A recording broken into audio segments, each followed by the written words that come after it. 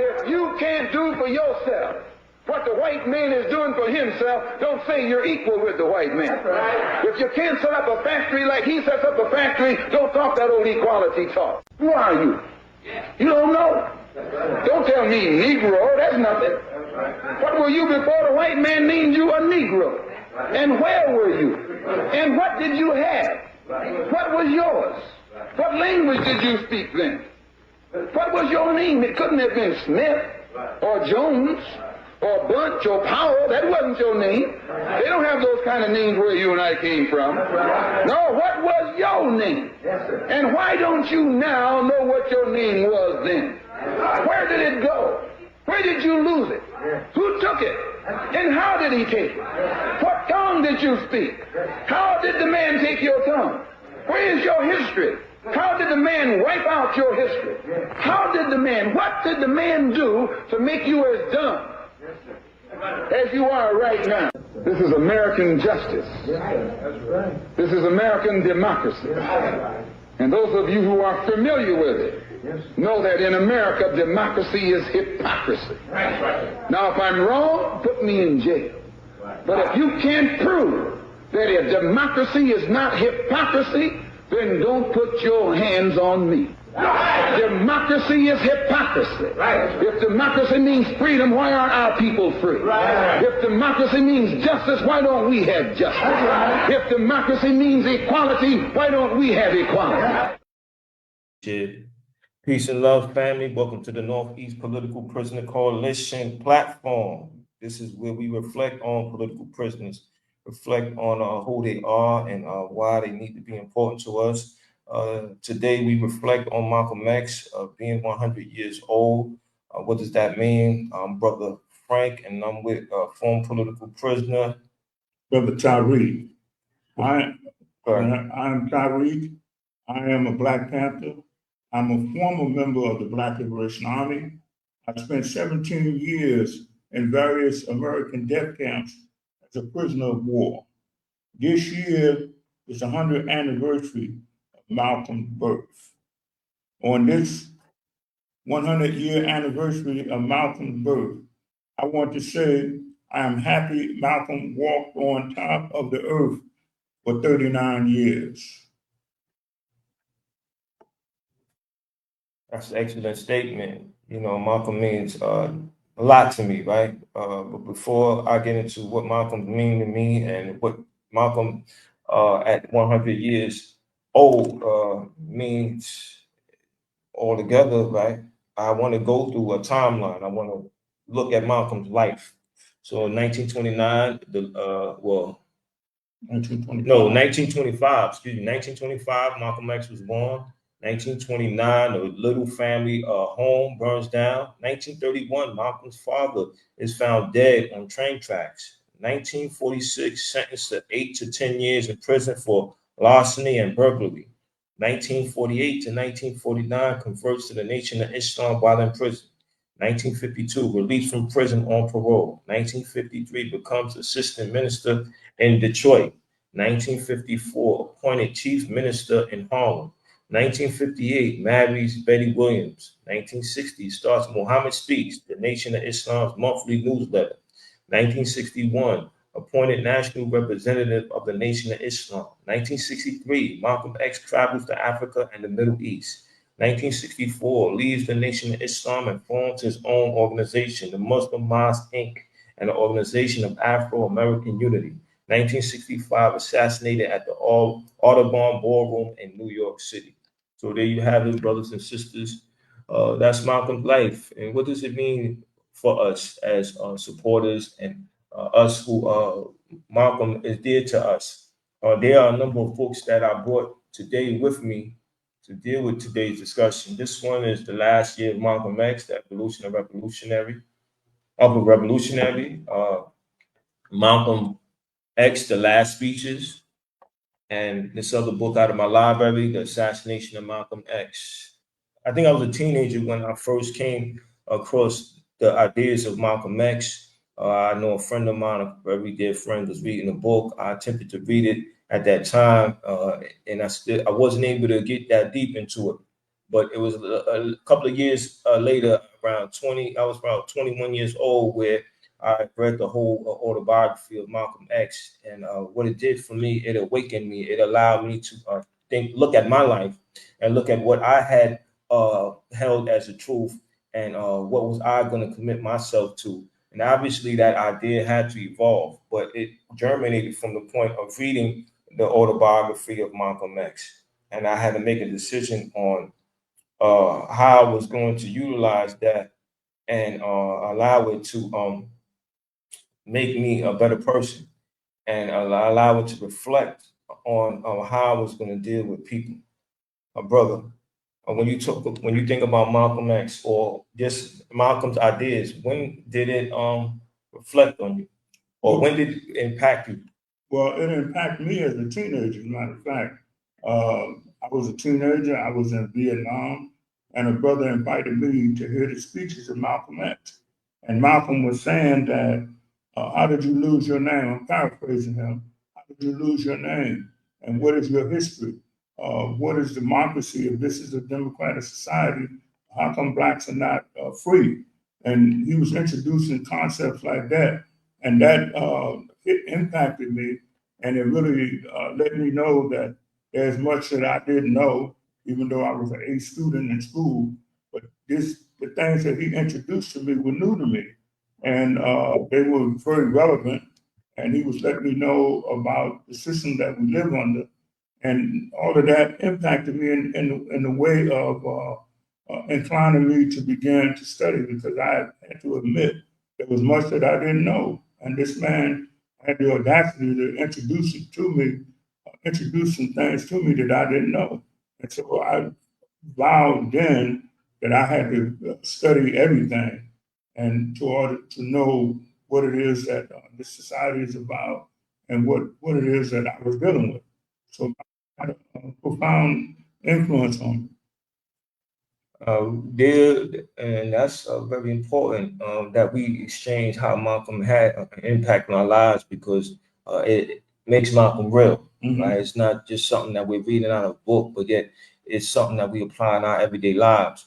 I know when my son was in school, and coming home from school, being told that his class were told that they couldn't write about Malcolm X because he was bad and violent, and that disturbed me. But it just disturbed me to the point where I was just using that as emphasis on my son, on why we need to learn at home, instead of using that as a moment where I can let the community know this is an attack on our self-determination, and we got to stand up. But my ex-wife and a friend of hers, they led the charge, they led the fight, and I got involved, and we got that idea out there.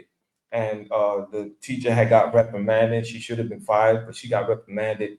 And we had an elected official with us at the time, and he took a position in solidarity with us. We were in the newspaper. We were on the news, and what it did, it allowed our community, wherever it was aired, that to know that Malcolm is dear to us. Malcolm is important to us, and we're not playing when it comes to Malcolm.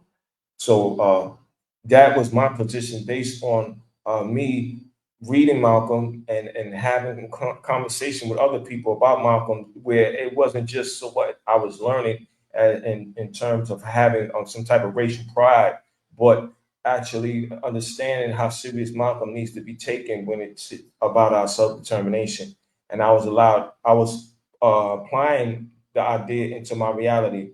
So Malcolm allowed me to be more brave in life, to be without fear, and to reflect on the issue at hand, and decide that I'm going to take a stand. I'm going to step up. I'm going to fight for what's correct. I'm going to fight for the interests of my people. There are a number of points in this book that I like to discuss, and I like to discuss briefly, right? Obviously, we don't have enough time to go dig extremely deep into this book, but I think it is key points about Malcolm's position on a number of things. This one is religion and political organization.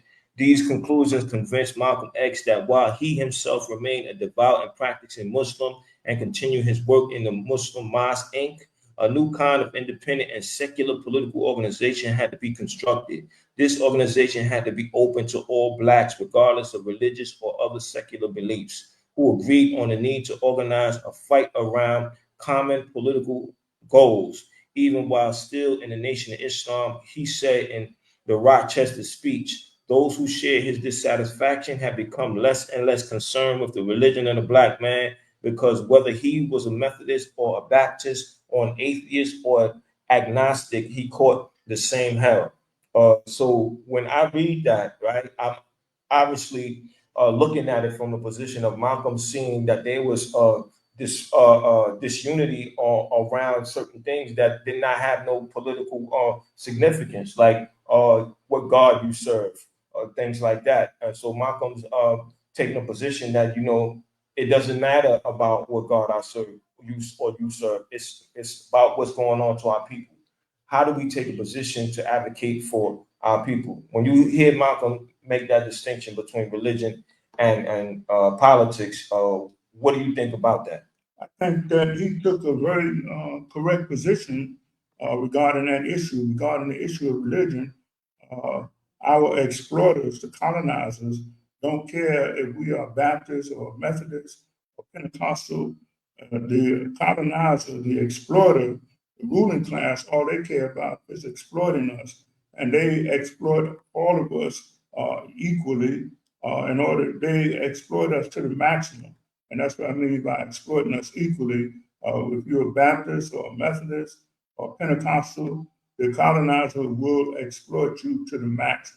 And that is so for Malcolm to let us know that we should not stand aside because he's a Methodist, not be in different corners on the issue of dealing with our situation. We should all come together and know that we are being exploited by a person who does not care about our religion. All the person the ruling class care about is maximum exploitation, getting the most money out of us. And so Malcolm took the correct position on that. And for him to articulate that is to spread that word amongst our people.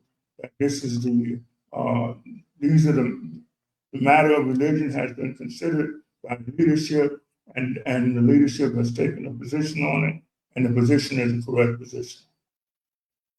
Malcolm this is anti-imperialism. This is on page 14. It says, during his final months, Malcolm X began to present a clear explanation of who he had in mind, and speaking of those who practice racism and those who drop bombs on people because of their color.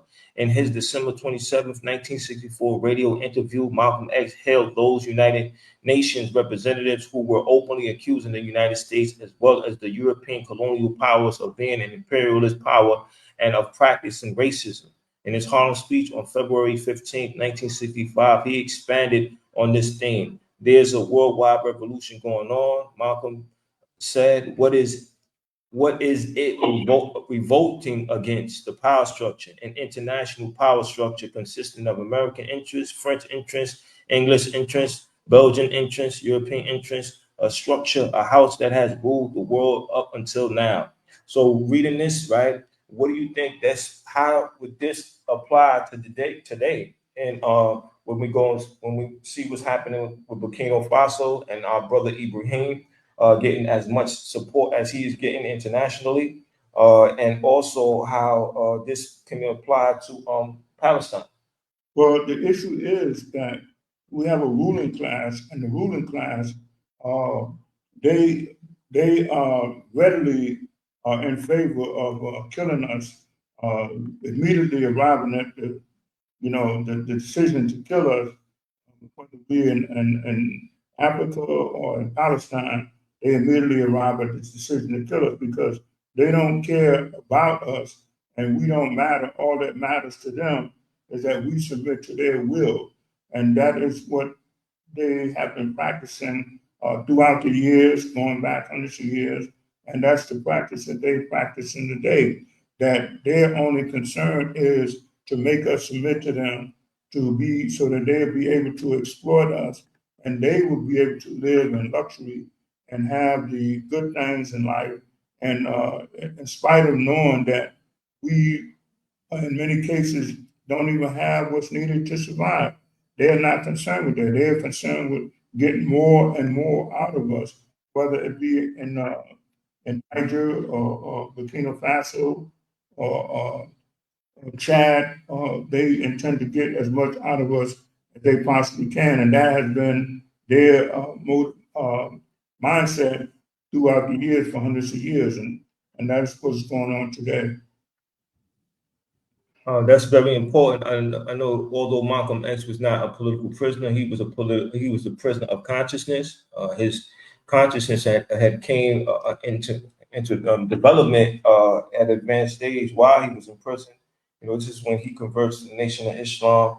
And considering that, when we look at his body of work, when we look at his life, what do you think Malcolm's position would be regarding how we deal with our political prisoners? People like Mumia Abu-Jamal, people like Kamal Siddiqui, people like Imam Jamil Al-Amin, people like Joy Powell.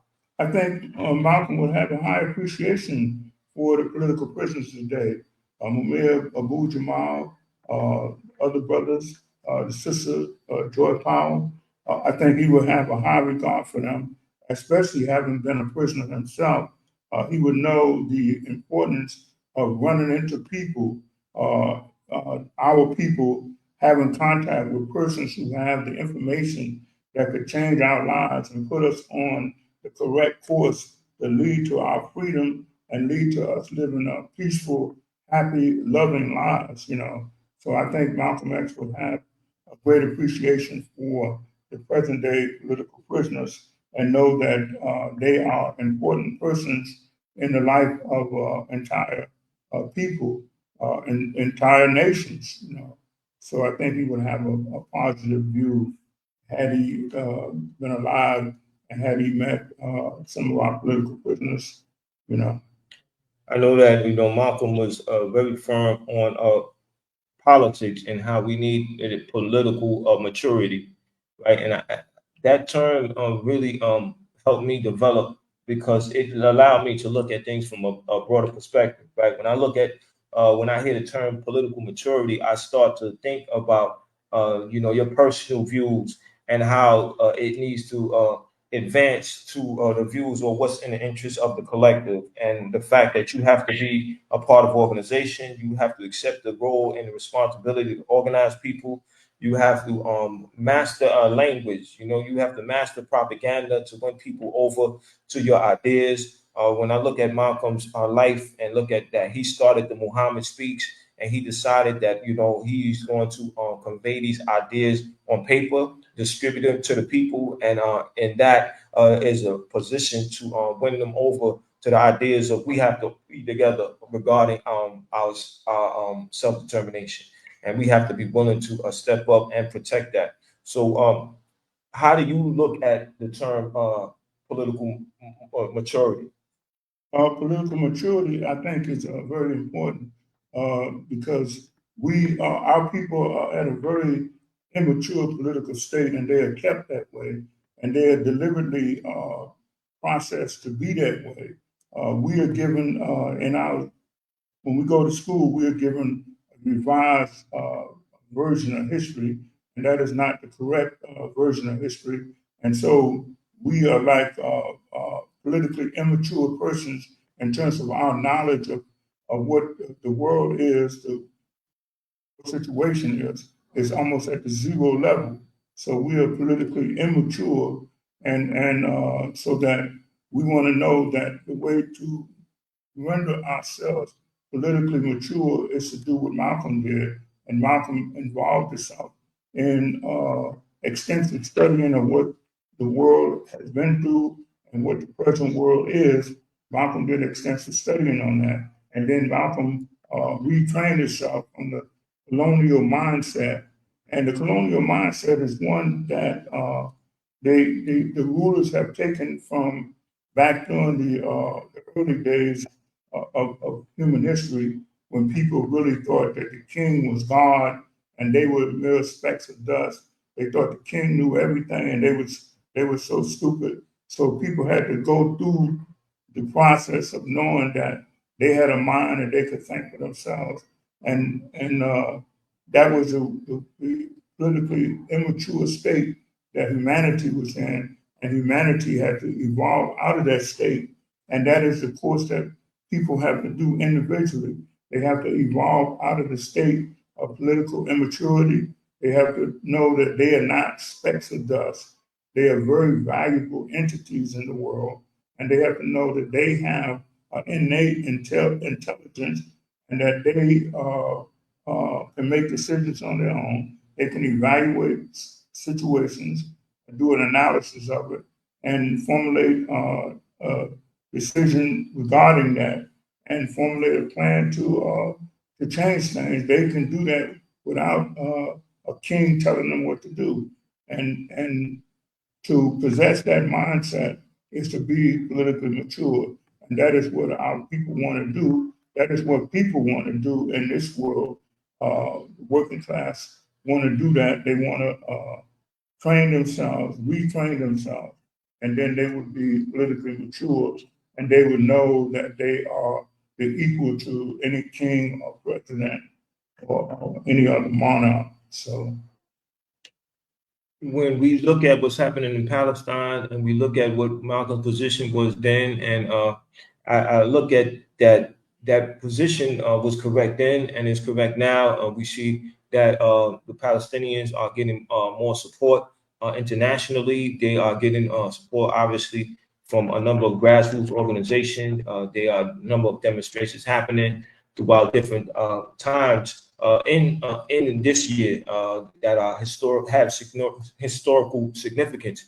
And I think that allows us to understand that Malcolm's ideas had long-term impacts, that he was thinking about tomorrow and the day after.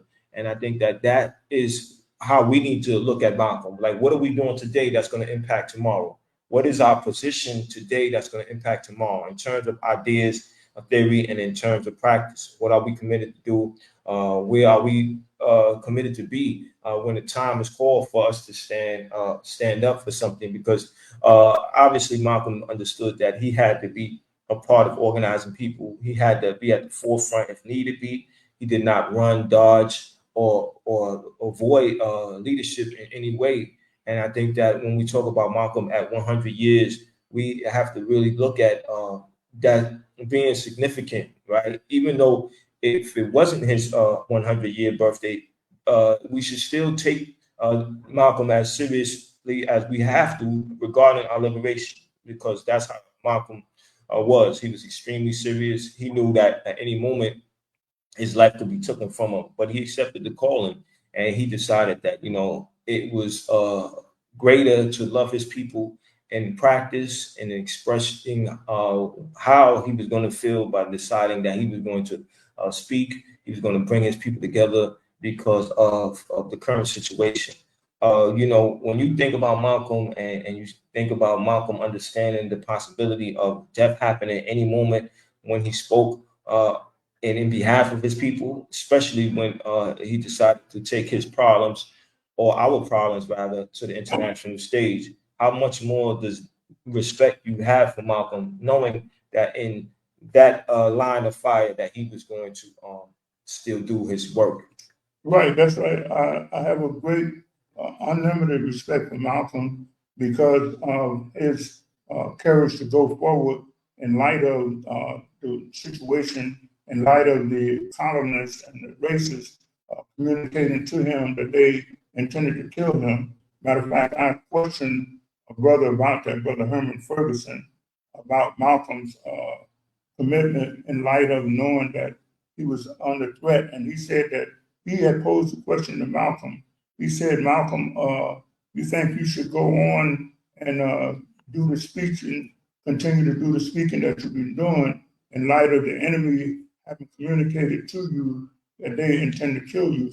And Herman said that Brother Malcolm responded by saying that there's going to come a time when all of us are going to have to stop running and stand up and go forward in spite of the possibility of being killed. So Malcolm was clear about that. So when he went forward, he knew that there was a possibility of him being killed, but he went forward in spite of that. And that's why I have the greatest respect for him. And I think that our people have to know that freedom is not free and that we have to go forward in spite of the possibility of being shot and not go forward telling the enemy that our hands are up, but go forward with the enemy. Malcolm felt that way, you know. And I have the highest respect for him for expressing that. Absolutely, and I think that respect is something that we have to pass down to our children, beyond theory, right? Because anybody could say that they respect somebody, but for you to really be respectful to somebody, you have to put that in practice. You have to manifest that in your deeds. And I respect my mother tremendously for actually bringing her experience to me regarding Malcolm X, because she told me while she was in school that a teacher organized a trip to Malcolm's to Malcolm's funeral, and they all went to Malcolm's service, and she didn't know who Malcolm really was in terms of his impact on people, but yet she still remembered that moment, and that teacher knew how important Malcolm X was, and that teacher knew that he or she was going to make an impact on these child's lives. And I think that we adults, that's the responsibility we have to our youth, to let them know that, yo, listen, this is one of our heroes. This is one of our freedom fighters. We take him extremely seriously. And this is how I'm going to express my respect for Malcolm X. I'm going to be about the business of protecting our people's self-determination. And that's why when it comes to political prisoners, I'm adamant about writing to political prisoners, winning people over to join the Northeast Political Prisoner Coalition. So if you're looking to do some work around political action, one political action is the freedom of our political prisoners. You could contact me, Brother Frank, at 347-679-3936. I'll put my number again on the screen so that you can get it, and you can contact me or email me at Sefusankofa, Sefusankofa. Again, that's Sefusankofa at gmail.com. Let me know what your talents are so we can utilize that, because that's how we express our respect for Malcolm, deciding that we're going to bring his ideas to our people. We're going to win over who we can. It's always a struggle because there's a number of distractions happening, but yet we still have to fight. We have to resist those distractions. We have to have a keen, sharp focus. You know, he said Malcolm was an avid reader, used to read the newspaper every single day. He was in tune with what was going on at the time. We need to follow that example. That's being disciplined. That's being focused. And so we have to do that in practice. How do you express your respect for Malcolm?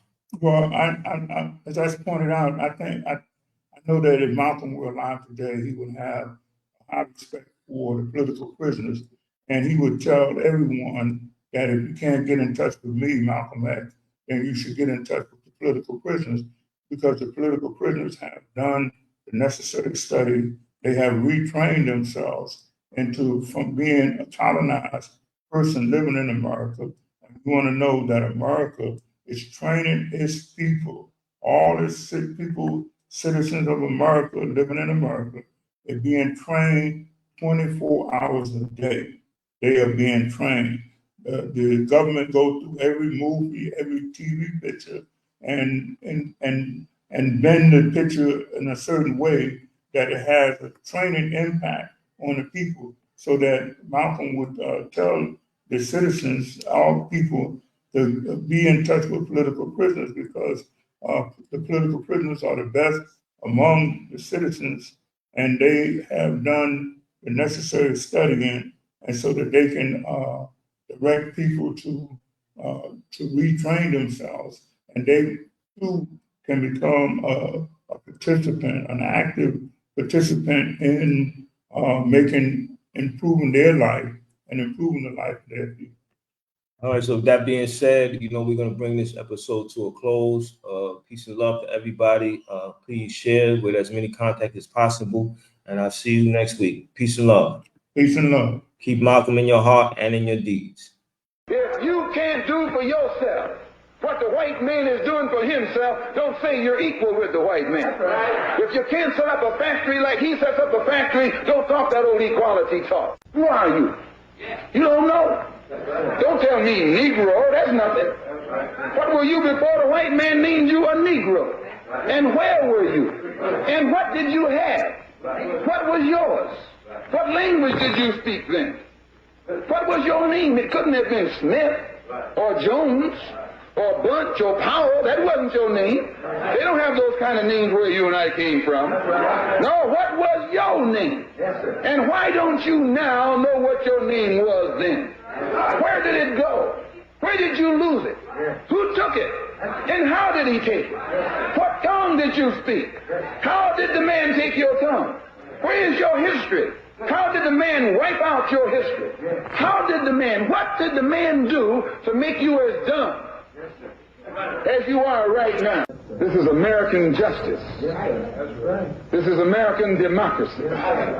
And those of you who are familiar with it know that in America, democracy is hypocrisy. Now, if I'm wrong, put me in jail. But if you can't prove that a democracy is not hypocrisy, then don't put your hands on me. Democracy is hypocrisy.